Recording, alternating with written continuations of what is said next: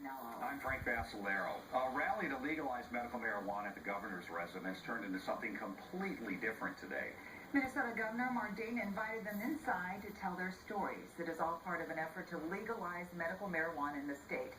But the legislature and the governor need convincing. Pat Kessler is at the Capitol. He joins us right now.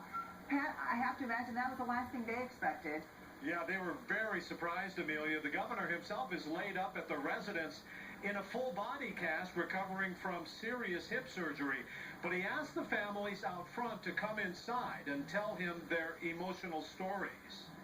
Arriving for a protest, medical marijuana supporters found themselves for 2 hours inside the governor's residence, describing a meeting with him as heart-wrenching and productive.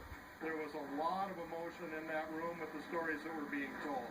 A lot of them are very personal and very private, so a lot of us were overcome with emotion throughout the whole conversation. The advocates, some of them with debilitated children, are trying to convince Dayton to support legalizing medicinal pot.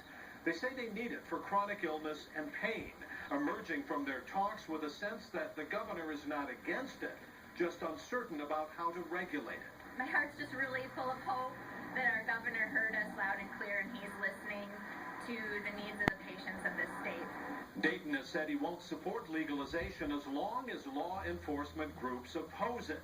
And 3 of his top cabinet members wrote in the Star Tribune Thursday there are too many medical risks to proceed. The governor himself is conflicted, but he told reporters in a conference call earlier it's unlikely to become law. The medical and psychiatric and human service concerns are just as strong and by themselves would make me very reluctant to legalize medical marijuana.